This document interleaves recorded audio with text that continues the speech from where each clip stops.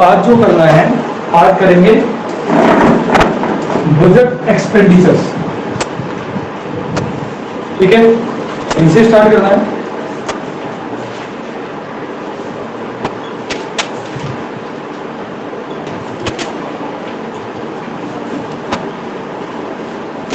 क्या है budget expenditure? Estimation of government expenditure for the incoming fiscal year, कि भाई आने वाले साल में सरकार के पास जो पैसा आया वो हमने रेवेन्यू से कर लिया, रिसीट से कर लिया। अब हमें ये देखना है कि उसको हम कहां पे कितना कितना पैसा खर्च करेंगे, उसका भी अनुमान लगाना। तो बजट के दो कंपोनेंट थे, बजट रिसीट्स जिसमें रेवेन्यू रिसीट्स और कैपिटल रिसीट्स था। अब बात करेंगे बजट एक्सपेंडिचर। तो budget expenditure is the estimation है ऑफ गवर्नमेंट एक्सपेंडिचर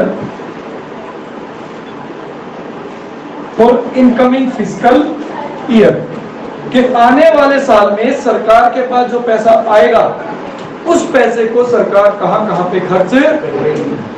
ठीक है, मतलब कितना पैसा गवर्नमेंट एजुकेशन पे खर्च करने का प्लान कर रही है। आपको पता है किसी को कि गवर्नमेंट अपने जीडीपी का कितना परसेंट एजुकेशन पे खर्च करती है? 2 to 3%, 2 to 3%, जबकि टारगेट हमेशा लेके चलती है बेटा 5%।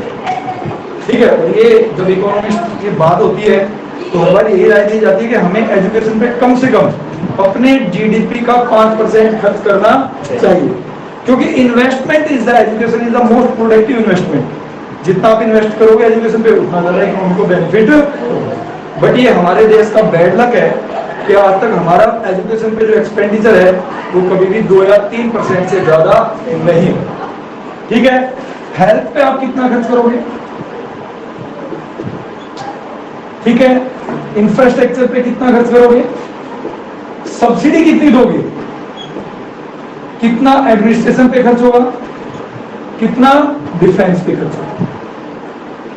इसका अनुमान लगाना उसको कहते हैं budget expenditure. Budget expenditure it is the estimation, not real. ठीक है, तो फिर भाई टाइप्स ऑफ एक्सपेंडिचर दो तरीके के होते हैं, जैसे कि हमारा रिसीट्स था, कौन कौन से? रेवेन्यू और कैपिटल। रेवेन्यू एक्सपेंडिचर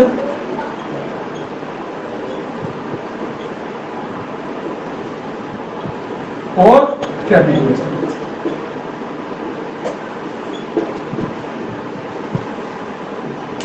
हम लोग जो पैसा खर्च करना चाहते हैं, हर व्यक्ति पैसा खर्च करना चाहता है, बट किस तरीके के खर्चे? वो पैसा तो चला जाए कोई परेशानी नहीं है, मेरी असेट्स बढ़ जाए या मेरी लायबिलिटी, बट क्या ऐसा हो रहा है? आपके पास हर मंथ पैसा आता है, अगर फैमिली की बात करें हमारे पास हर मंथ पैसा आ रहा है, क्या हर महीने या हर साल की बात कर लो हमारे घर में असेट्स बढ़ती है? क्या ऐसा हुआ है कि भाई हर महीने या हर साल में एक बार हमारे पास एलईडी आ जाता हो? तो छोटा सा ही 40-45 हजार तक का आ जाता है, सस्ते भी आते हैं। या ऐसा होता हो कि हर साल हम जो है फ्रिज ले आते हो, वॉशिंग मशीन ले आते हो। ठीक है ना, फिर ऐसा हो रहा है कि हर साल हम लोन ही पे कर रहे हैं या हर महीने लोन की पेमेंट करें, फिर वो पैसा गया कहां? वो जाता है आपके डे टू डे एक्सपेंडिचर, जिसके बिना आपका लाइफ सर्वाइव नहीं कर सकता। For the survival of life we have to spend a lot of our large part of our income, और उसको कहते हैं revenue expenditure, which is unavoidable। जो अनअवॉइडेबल है आपके लिए, आप उनको अवॉइड नहीं कर सकते, वो आपको खर्च करने ही पड़ेंगे अगर आप अपना जीवन चलाना चाहते हो।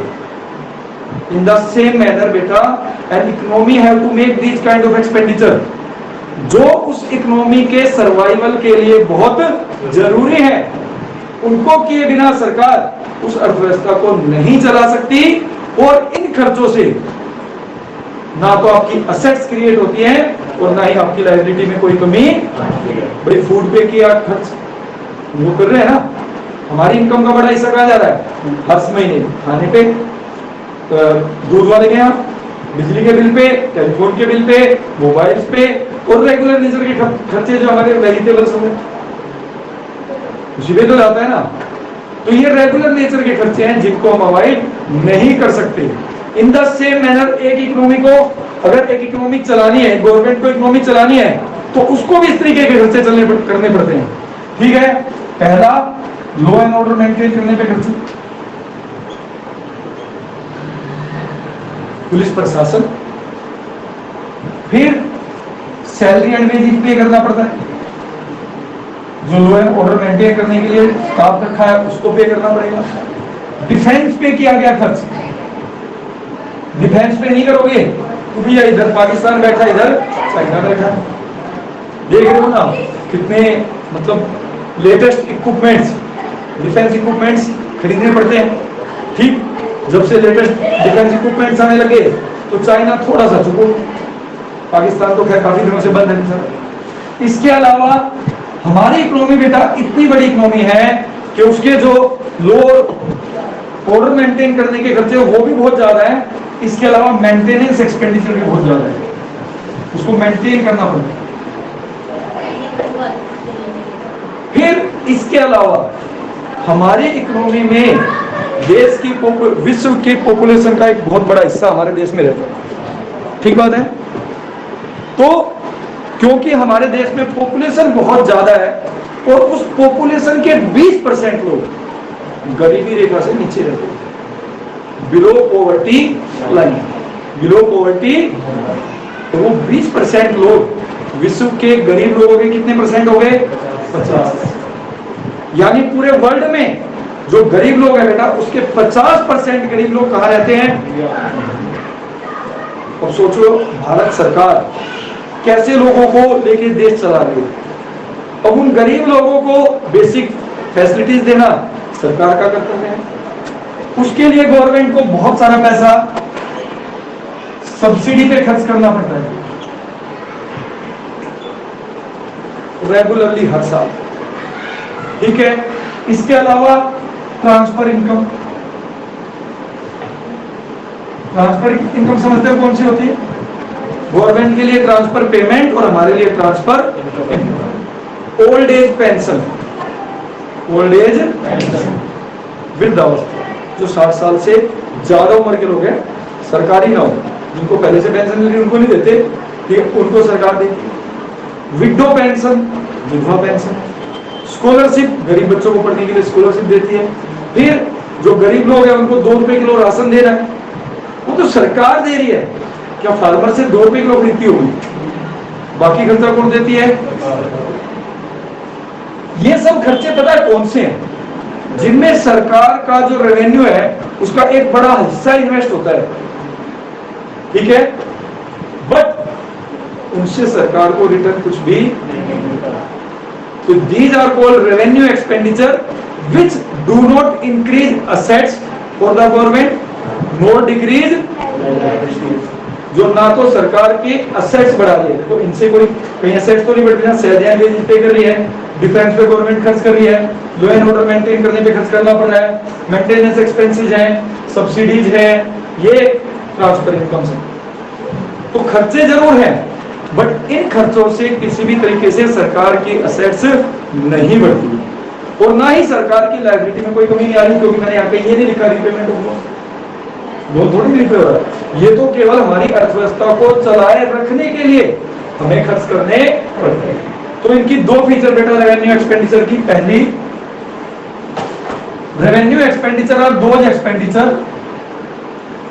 विच neither increase assets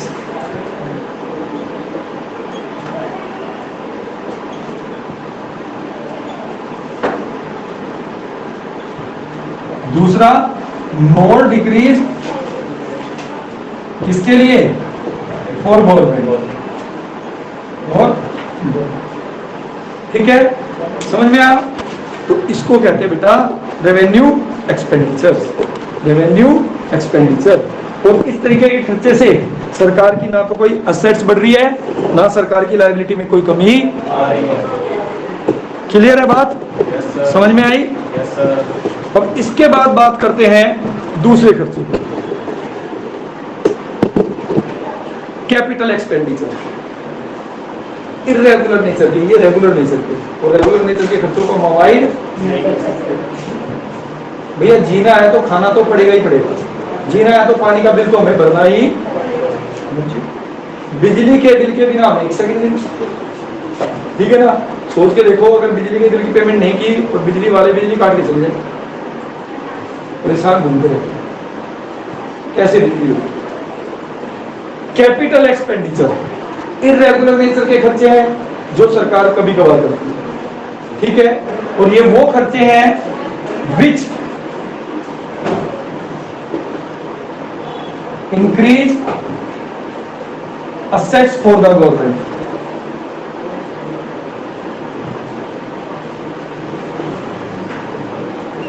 वो खर्चे जो सरकार की असेट्स को बढ़ाएं या फिर सरकार की which decrease liability for the government।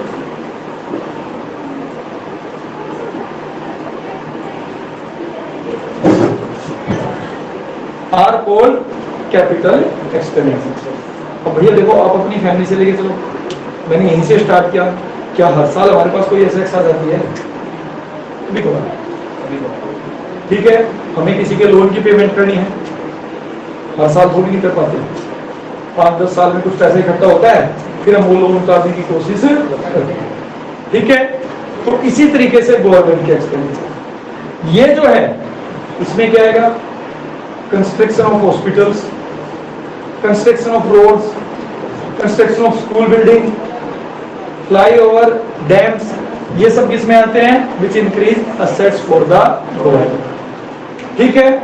या लोन दे दिया गवर्नमेंट ने स्टेट गवर्नमेंट को या फिर किसी दूसरे देश की गवर्नमेंट को, वो भी असेट्स ही है गवर्नमेंट के लिए, क्योंकि उस पर इंटरेस्ट कम होगा। और डिक्रीज लायबिलिटीज, लायबिलिटीज कैसे डिक्रीज होगी? Repayment of loan, repayment of loan, जब हम अपने लोन की रीपेमेंट कर देंगे। तो these are the capital expenditure, irregular nature के खर्चे जिनसे या तो सरकार की असेट्स बढ़ती है या फिर सरकार की लायबिलिटी में कमी आती है, ठीक है। इसके बाद आता है बेटा रेवेन्यू एक्सपेंडिचर और कैपिटल एक्सपेंडिचर में डिफरेंस।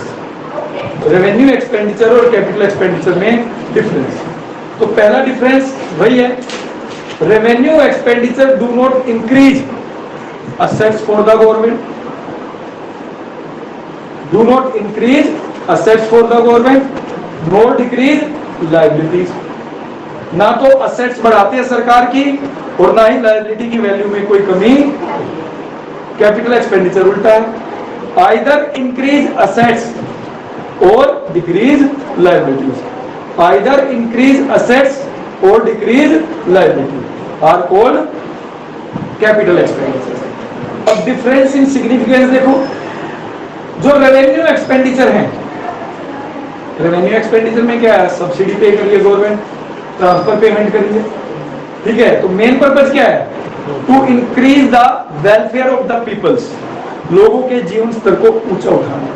जो अमीर और गरीब के बीच में दायरा है उसको रिड्यूस करने की कोशिश करती है government by providing monetary help to the poor people, ठीक है।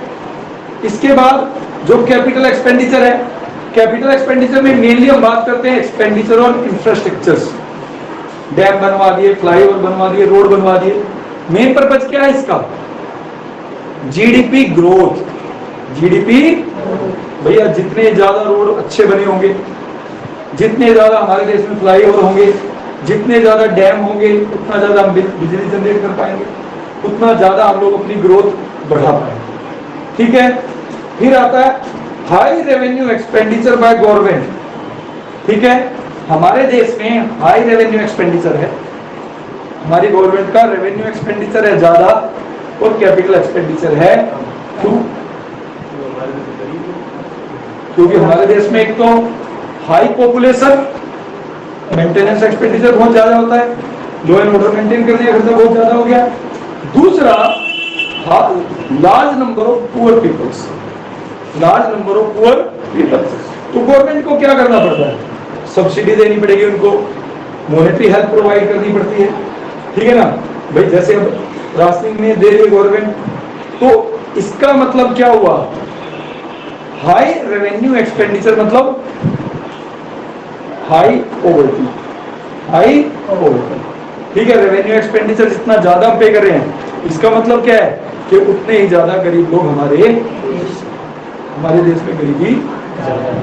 ठीक है, high capital expenditure is the point lack of private investment in the economy. अगर सरकार इन्वेस्टमेंट पे ज्यादा खर्च कर रही है, गवर्नमेंट का इन्वेस्टमेंट पे ज्यादा एक्सपेंडिचर, कैपिटल एक्सपेंडिचर गवर्नमेंट का ज्यादा है, तो इसका मतलब क्या है, कहीं ना कहीं जो प्राइवेट सेक्टर है वो इन्वेस्ट नहीं कर रहा है, वो इन्वेस्ट नहीं कर रहा है। हमारे यहाँ तो पीपीपी अब चला है 1991 के बाद, उससे पहले तो हर चीज में गवर्नमेंट को ही खर्च करना पड़ता है। ठीक है, तो हाई रेवेन्यू एक्सपेंडिचर का मतलब high level of poverty in the economy, और हाई कैपिटल एक्सपेंडिचर का मतलब lack of investment by the private sector. ठीक है, फिर रेवेन्यू बजट और कैपिटल बजट, देखो नाम से ही पता चलता है। रेवेन्यू बजट का मतलब किस चीज का, क्या एस्टिमेशन लगाओगे, estimation of revenue receipts and revenue expenditure, estimation of revenue receipts and revenue budget हो गया। कोई बजट तो एस्टिमेशन ही होता है ना। रेवेन्यू में हम क्या करेंगे, हम देखेंगे रेवेन्यू नेचर की इनकम कितनी है, रेगुलर नेचर की इनकम कितनी है, और उस रेगुलर नेचर की इनकम के साथ साथ हम देखेंगे कि हमारे रेगुलर नेचर के खर्चे कितने। हमारी mummy revenue expenditure revenue budget बनाती है, हमारी मम्मी रेवेन्यू बजट बनाती है घर चलाने के लिए, कि भाई कौन कितना पैसा कमा के लेके आएगा और उस पैसे में से कितना कितना पैसा हमें कहाँ कहाँ पे खर्च। मम्मी के तो माइंड में पहले से ही होता है ना, उनको तो एक स्टेटमेंट बनाने की आवश्यकता भी नहीं होती कि भाई राशन वाले को इतना देना है, स्कूल में बच्चों के इतने देना है, ऑलमोस्ट इतना बिजली का बिल चला जाता है, इतना पानी के बिल का रखना है, इतना इस चीज के लिए रखना है, और रेवेन्यू बजट। ठीक है, which is of regular nature, revenue मतलब रेगुलर नेचर के what are the different source of revenue nature of income for the government and what are the different headings of revenue expenditure by the government. समझ में आया? In the same manner capital budget होता है बेटा। Capital budget में हम क्या अनुमान लगाएंगे, कैपिटल रिसीट्स कितनी है गवर्नमेंट, मतलब गवर्नमेंट कहां से कितना पैसा उधार लेगी, इसका अनुमान लगाएगी, कौन से गवर्नमेंट सेक्टर को डिसइन्वेस्ट करेगी, ठीक है, या फिर कहां से वो बोरो करेगी। ठीक है, तो यहाँ पे कैपिटल रिसीट्स और कैपिटल एक्सपेंडिचर का अनुमान लगाया जाए, उसको कहते हैं कैपिटल बजट, उसको कहते हैं capital budget. Revenue budget does not impact, देखो बहुत बढ़िया line, assets liability of the economy. Revenue budget do not impact status of assets and liability of the economy. क्यों नहीं करता? क्योंकि वे तो रेगुलर नेचर के खर्चे हैं, उनसे ना तो असेट्स पे फर्क पड़ता है और ना ही, ठीक है, रिसीट्स की बात करो, ठीक है, तो उससे ना तो आपकी लायबिलिटी बढ़ रही है ना असेट्स घट रही है, कोई इफेक्ट नहीं पड़ा ना। पेमेंट की बात करो रेवेन्यू, तो ना तो असेट्स बढ़ती है और ना ही लायबिलिटी घटती है। तो इसलिए कहते हैं कि जो रेवेन्यू है, रेवेन्यू बजट, वो एक इकोनॉमी के असेट्स और लायबिलिटी के स्टेटस पे कोई इफेक्ट नहीं डालता। ठीक है, बट जो आपका कैपिटल बजट है वो तो उसके तो कंपोनेंट ही तो है, कैपिटल रिसीट्स और कैपिटल एक्सपेंडिचर, कैपिटल रिसीट्स और कैपिटल एक्सपेंडिचर। ठीक है, और वो किसके लिए होते हैं, असेट्स और लायबिलिटी से। कैपिटल रिसीट्स कौन सी, जो या तो आपकी असेट्स की वैल्यू को घटाएगी, या तो आपकी असेट्स की वैल्यू को घटाएगी, या फिर आपकी लायबिलिटीज को घटाएगी, तो उसको कहते हैं कैपिटल रिसीट्स। तो असेट्स और लायबिलिटी का स्टेटस पे इफेक्ट पड़ गया ना। और ऐसे ही पेमेंट की बात करो तो कैपिटल एक्सपेंडिचर कौन से हो गए, जिनसे या तो देश के असेट्स बढ़ेंगे या लायबिलिटी की वैल्यू में कमी आएगी, उसी का अनुमान लगाया जाता है कैपिटल बजट। ठीक है, फिर तीसरा पॉइंट दिया है, revenue budget focus on welfare of the people by way of subsidy और monetary benefits by the government. तो मेन पर्पज क्या है रेवेन्यू बजट का, welfare of the peoples. Gulf between the richer section and poorer section increase day by day. Through budgetary policy, government try to reduce this gulf. जो एक खाई बढ़ती जा रही ना अमीर और गरीब के बीच में, अमीर और ज्यादा अमीर होता जा रहा है और गरीब, तो सरकार क्या कर रही है? देखो रेवेन्यू में, सरकार रेवेन्यू में क्या करती है? रेवेन्यू इनकम क्या है सरकार की? टैक्स। अमीरों के ऊपर टैक्स का बर्डन बढ़ा रही है, उनसे टैक्स ज्यादा वसूल कर रही है ताकि उनकी इनकम, उनकी परचेजिंग पावर कम हो, और वही जो पैसा आएगा उसको गरीब लोगों को सब्सिडी के रूप में, ट्रांसफर इनकम के रूप में दे रही है। मतलब उनकी परचेजिंग पावर घटाने की कोशिश कर रही है और गरीब लोगों की परचेजिंग पावर, सोशल वेलफेयर में नहीं, सोशल वेलफेयर में नहीं। समझ में आया? इसके बाद बात करते हैं कैपिटल एक्सपेंडिचर। जो कैपिटल एक्सपेंडिचर है उसका जो मेन पर्पज है वो है जीडीपी ग्रोथ, वो है GDP growth. We are spending on infrastructure to increase the level of GDP, to increase the level of GDP. ठीक है, हम जो हॉस्पिटल्स पे खर्च करते हैं, क्यों कर रहे हैं हॉस्पिटल्स पे, स्कूल्स पे क्यों खर्च करते हैं? कोई सोचा है? स्कूल पे खर्च करते हैं हम बेटा इसलिए क्योंकि जितने ज्यादा स्कूल होंगे उतना ज्यादा हमारी इकोनॉमी में लेवल ऑफ एजुकेशन बढ़ेगा, और जब लेवल ऑफ एजुकेशन बढ़ेगा तो तभी तो स्पेशलाइजेशन बढ़ेगी, तभी तो लोगों की कुशलता बढ़ेगी, और स्पेशलाइजेशन बढ़ेगी तो ऑब्वियस सी बात है वो लोग कम खर्चों में, ठीक है, वो लोग, उनकी एफिशिएंसी बढ़ेगी और कम रिसोर्सेज से ज्यादा आउटपुट प्रोड्यूस, तो जीडीपी बढ़ेगा। हॉस्पिटल्स पे क्यों खर्च करते हैं? A healthy body has a have a healthy mind। सुना है कभी? पहले हेल्थ इज वेल्थ का पैराग्राफ लिखा करते थे, उसमें होता था कि भाई एक स्वस्थ शरीर में ही एक स्वस्थ मस्तिष्क होता। सिंपल सी बात है, एक इल पर्सन और एक हेल्दी पर्सन, उनकी प्रोडक्टिविटी में दिन रात का डिफरेंस। अगर आपके यहाँ प्रॉपर हेल्थ फैसिलिटीज हैं तो ऑब्वियस सी बात है आपकी प्रोडक्टिविटी भी, और अगर आपके यहाँ हेल्थ फैसिलिटी नहीं है तो अभी आपने कोरोना में सीन देख लिया ना। मतलब लोगों को आज भी अगर बात करें, ये तो पेंडेमिक था, इसका तो आप कुछ कर नहीं सकते थे, अनएक्सपेक्टेड था, पता नहीं था, एकदम से आ गया। बहुत सारे रीजन हम लोग दे सकते हैं इस सिचुएशन के लिए, बट इन रियलिटी की अगर आप बात करें तो शायद आपको ना पता हो, करीब करीब 1000 लोगों से ज्यादा लोगों पे एक ग्रुप अवेलेबल है इंडिया में, ठीक है। और ऐसे ही जो नंबर ऑफ नर्सेज है वो भी बहुत कम है पर पर्सन।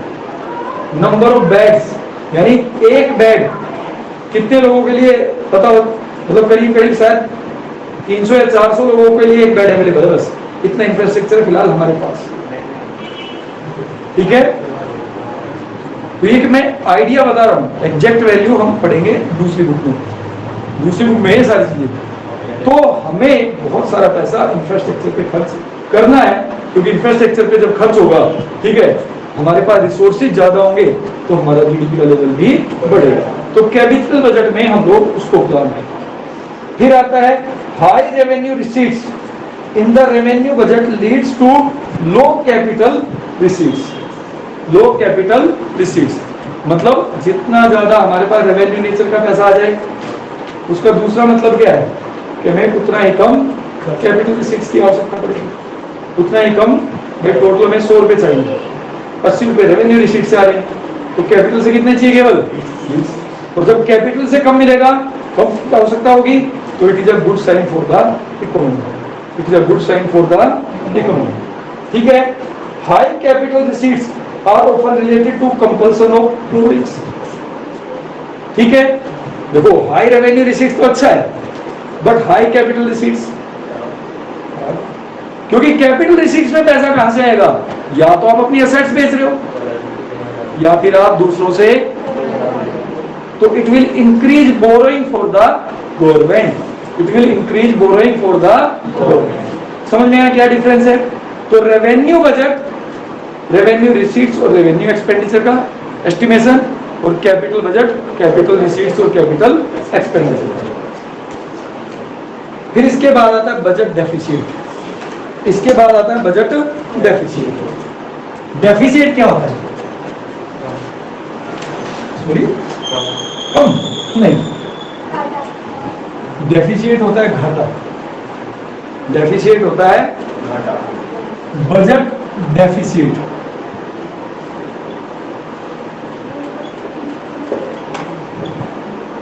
बजट घाटा, बजट घाटा। और घाटे का मतलब क्या होता है? When estimated expenditure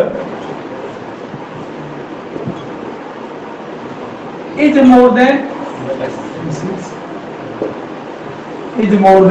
receipts, this is called budget deficit. चाहे डेफिसिट कोई भी तरीके का हो, किसी का भी हो, तीन तरीके के डेफिसिट पड़ेंगे। बट डेफिसिट का मतलब तो घाटा ही, यानी हमारे खर्चे हैं ज्यादा और हमारी रिसीट्स हैं। भैया नेट लॉस भी तो करते हो, कॉमर्स वाले भी तो हो। नेट लॉस कैसे आता है? जो हमारे खर्चे हैं ज्यादा और हमारे रिसीट्स हैं कम। इनकम एक्सपेंडिचर में तो वर्ड ही डेफिसिट यूज होता है।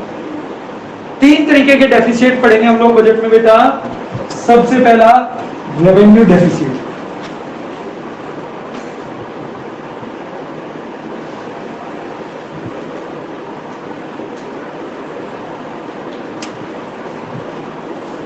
रेवेन्यू डेफिसिट कब होगा? When revenue expenditure is greater than revenue receipts.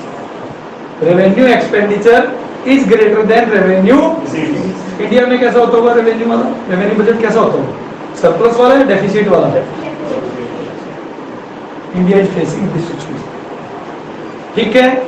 दूसरा होता है फिस्कल डेफिसिट।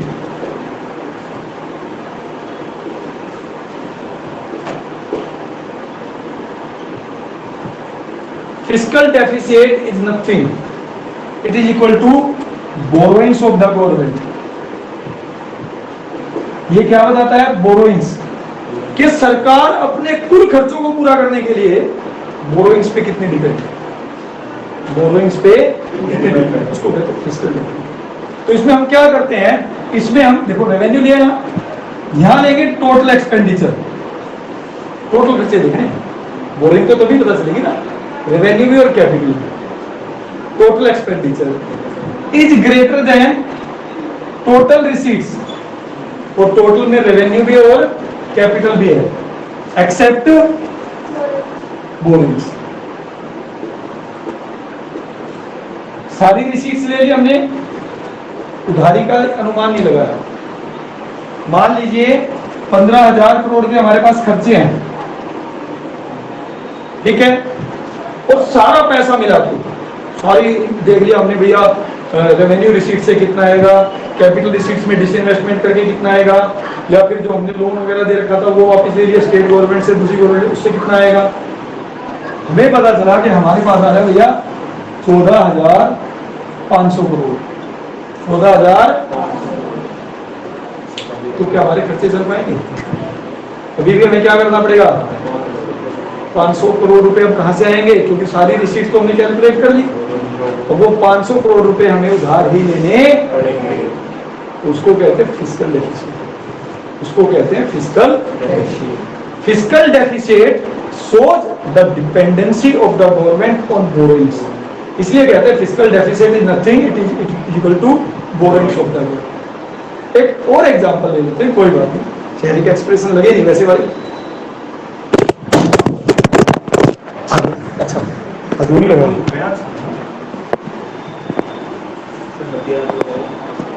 तो नहीं आती आप।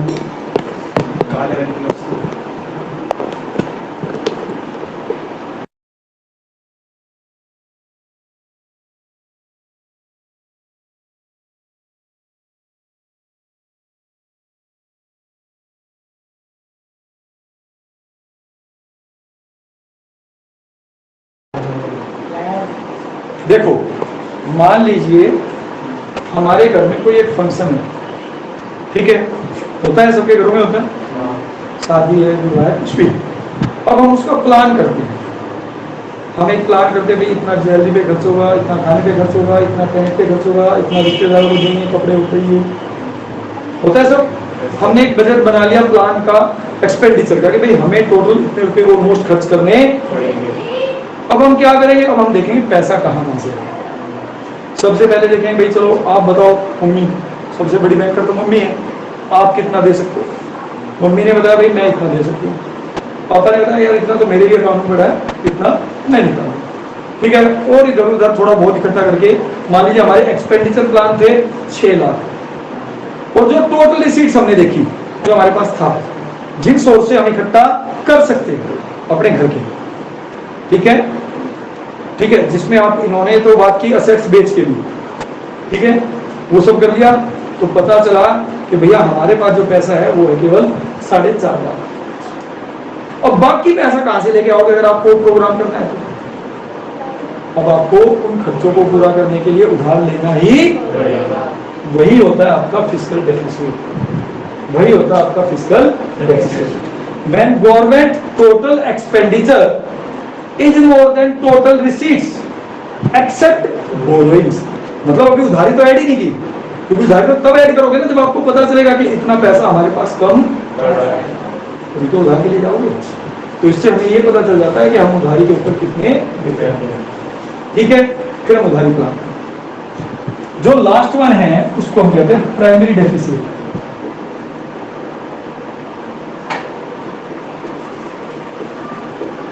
और इसका नाम ये जो है, इसका इस तरीके का कोई फॉर्मूला नहीं, ठीक है, इसका इनसे कोई लेना देना नहीं, इस तरीके का घाटा नहीं है।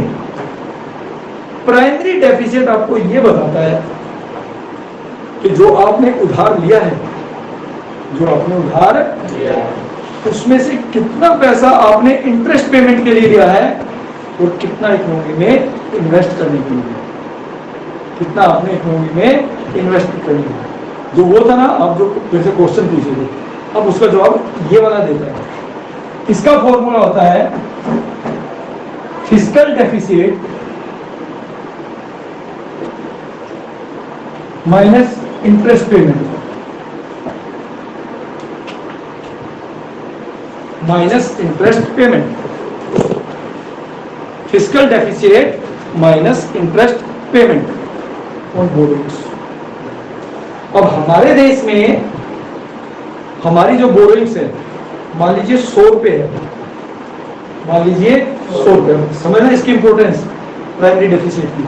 100 रुपए हमने बोरो किया, इंटरेस्ट पे किया 80 रुपए,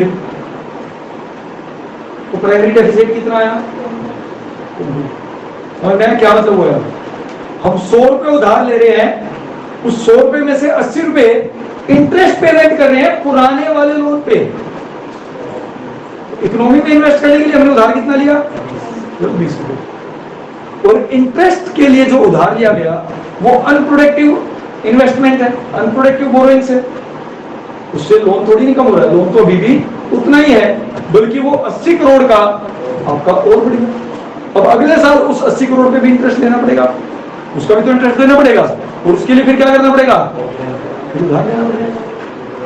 this is the importance of primary deficit. ये आपको बताता है जो आप उधारी ले रहे हो उसमें से कितना उधार आप इकोनॉमी में इन्वेस्ट करने के लिए लेते हो और कितना आप इंटरेस्ट पेमेंट के लिए लेते हो। और ये जो मैंने 80% वाला एग्जांपल दिया है, it's a fact for India right now, ठीक है, ये सच्चाई है भारत की। मैं आपको आंकड़े दिखा देता हूं।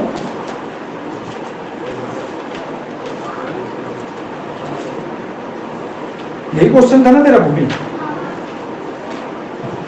आप सबकी बुक में एक है पेज नंबर 308, ठीक है, जहां पे चैप्टर खत्म होगा उससे 2 पेज पहले, ठीक है, estimated revised estimated of budgetary status दे रखा हो 2019-20 का, हो सकता है ये आगे पीछे हो रखा हो किसी का, ठीक है। अब यहाँ पे देखो बोरोइंग्स एंड अदर लायबिलिटी कितनी है? 9,35,635 करोड़, ये हमारी बोरोइंग्स एंड अदर लायबिलिटी होगी, ठीक है, बोरोइंग्स एंड अदर लायबिलिटी होगी, ठीक है। और उसके नीचे वाला पढ़ो, उसके नीचे क्या लिखा है? इंटरेस्ट पेमेंट 6,11,036 करोड़ रुपए। मतलब हमारा जो प्लान था 19-20 में, ये प्लान है कि हम उधार लेंगे, ठीक है, कितना? 9,35,635 रुपए, और उसमें से ब्याज कितना देना हमें, 6 लाख, मतलब 9 लाख जो उधार दिया है उसमें से 6 लाख करोड़ हमें केवल इंटरेस्ट पे करने के लिए उधार दिया। ये होता है प्राइमरी, ये होता है प्राइमरी डिपॉजिट। तो हमने इकोनॉमी में इन्वेस्ट करने के लिए कितना लिया, केवल 3 लाख, केवल 3 लाख, ठीक है। तो करीब करीब 60%, 65%, 66% जो हमारा है वो अनप्रोडक्टिव है, जो केवल हम इंटरेस्ट पे करने के लिए उधार ले रहे हैं, और अगले साल वो 6 लाख भी बोरोइंग्स में ऐड हो जाएगा और उस पर भी हमें इंटरेस्ट देना पड़ेगा और उसके लिए भी हमें उधार लेना पड़ेगा। और इस तरीके से क्या होगा, हम लोग डेब्ट ट्रैप होता है ऋणों के जाल, उसमें फंसा। बात समझ में आई? तो ये होता है प्राइमरी डेफिसिट। इसकी इंपॉर्टेंस ये है, इसका कोई लेना देना नहीं है कि आपकी रिसीट्स कितनी है, एक्सपेंडिचर कितनी है, मेन चीज बताता है ये, ठीक है।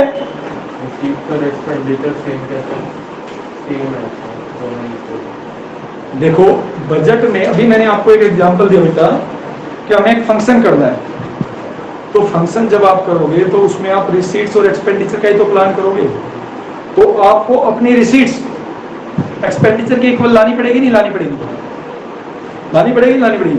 तो कहां से लेके आए जब कम पड़ गया, तो बोरिंग्स। तो जितना हमारा प्लान एक्सपेंडिचर है उतना हमारा प्लान रिसीट्स होना चाहिए, तभी तो बजट बनेगा। नहीं तो आप उसको प्लान कैसे कर पाओगे, इंप्लीमेंट कैसे करोगे? मतलब खर्चे तो आप दिखा दो भैया 10,000 करोड़ के, और आपको भाई रिसीट्स तो मेरी 8,000 करोड़ है, तो बजट ही फेल हो गया आपका।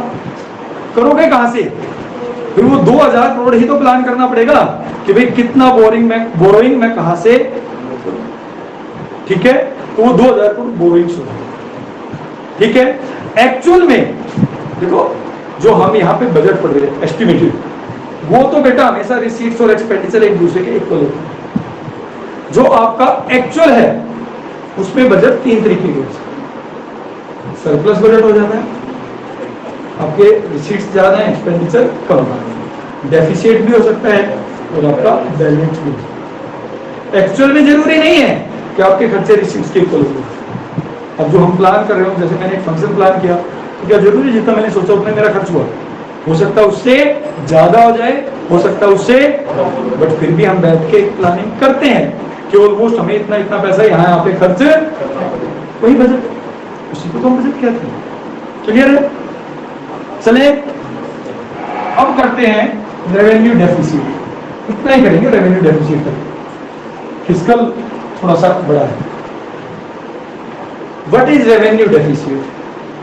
It is the difference, sorry, it is the excess of revenue expenditure over revenue receipts, revenue expenditure over revenue receipts। अब कोई भी खाता है, देखो बजट जो है दो चीजों से मिला, एक एक्सपेंडिचर और एक रिसीट से, ठीक है। और मुझे घाटा हो रहा है फिलहाल, तो मैं घाटा सही करने के लिए क्या करूं? मान लीजिए मैं नहीं चाहता मैं घाटा दूं, बैलेंस चाहता हूं, तो मेरे को क्या करना चाहिए? या तो मैं अपनी रिसीट्स या फिर मैं अपने खर्चे, दो चीजें हो सकती है, दो चीजों से मिलकर बना। मैंने बोला रेवेन्यू एक्सपेंडिचर और रेवेन्यू रिसीट से बना, भाई दो चीजों से बनाया, तो उन दोनों चीजों में से किसी एक चीज को आप पकड़ लो, अगर उसमें चेंज आ जाए तो आपका बजट जो घाटा है वो खत्म हो सकता है। भाई मैं कमा रहा हूँ 10,000, मेरा खर्चा 15,000 हो रहा है, तो उसको ठीक करने का तरीका क्या है? या तो मैं अपनी इनकम बढ़ा के 15,000 कर लूं, या मैं अपने खर्चे घटा के, वो तो कोई तरीका नहीं है ना, और कोई तरीका है क्या मैं उसको ठीक कर सकता हूं? अब बात करते हैं क्या ये रियल लाइफ में इंप्लीमेंट हो पाएगा इंडिया जैसे देश में?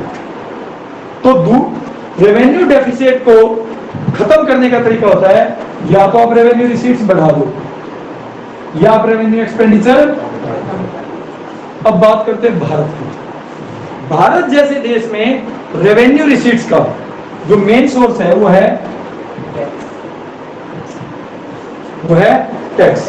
और टैक्स के कितने टाइप अपने देश में? दो, एक डायरेक्ट और एक indirect.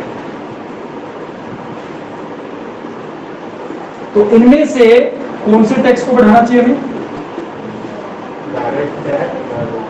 Direct tax. Direct tax is a good source of government receipts. क्यों? क्योंकि direct tax by nature progressive है हमारे यहाँ। तो भाई जिसकी इनकम ज्यादा उसके ऊपर टैक्स का बर्डन ज्यादा, जिसकी इनकम कम उसके ऊपर टैक्स का बर्डन कम। और एक कट ऑफ भी दे रखा है, उससे नीचे वालों को टैक्स पे नहीं करना पड़ता। 5 लाख बहुत होता है। तो हम डायरेक्ट टैक्स के थ्रू अपना रेवेन्यू बढ़ा सकते हैं।